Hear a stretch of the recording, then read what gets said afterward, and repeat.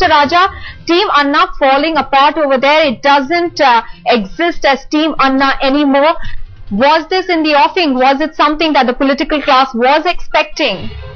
I've been saying always, I used to say Team quote Anna, because how far it is team or no team, that is for them to explain. But now it is very clear they are not united on any issue. They have just come at a particular point of time on a particular issue, because there was an atmosphere in the country against corruption, and that atmosphere continues.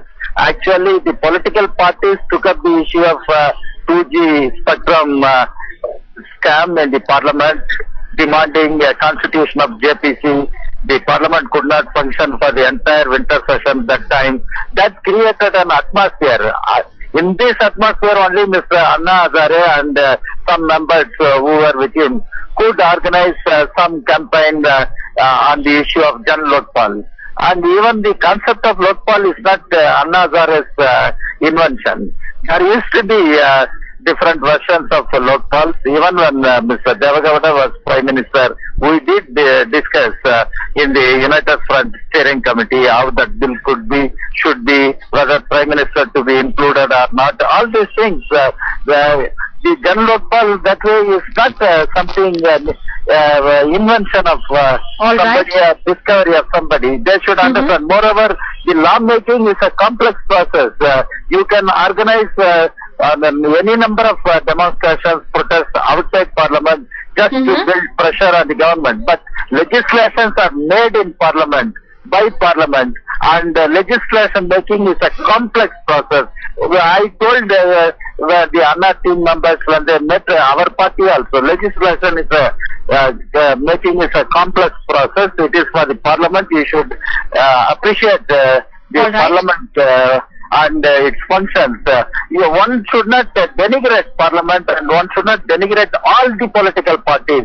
Although the so-called Team Anna is the only right-thinking persons in this country. That is where down the line they have differences. I do not know what ideology they have, whether they have ideology or no ideology. Even if they have no ideology, that itself is a retrograde thing. How come such people cannot have an ideology? If they have an ideology, what is that ideology? All right. Mr. Raja, one more question over here. They are now willing to take a plunge into politics, the team without Anna Hazare himself. Do you think it will be strong enough without the Gandhian himself being there? I do not know if they want to take a plunge into politics. Let them do, because the Indian constitution doesn't prevent people in forming political party or going to the people with a flag and a banner as a political party. Let them do. But finally, as I said, what is their ideology?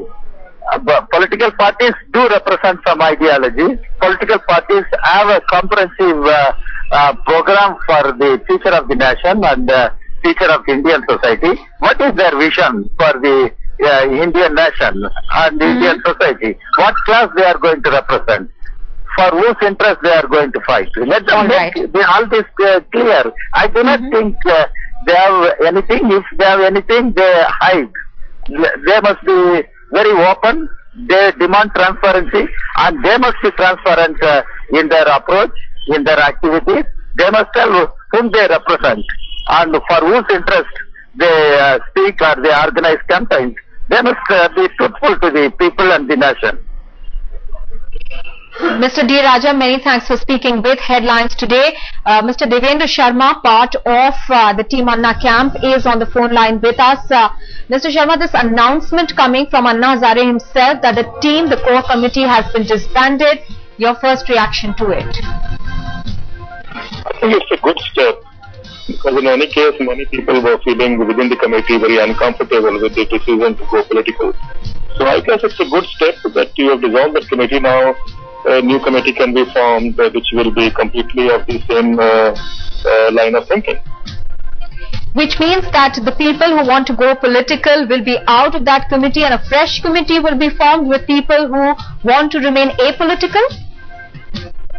a committee will be formed which is practically okay with the idea to go political.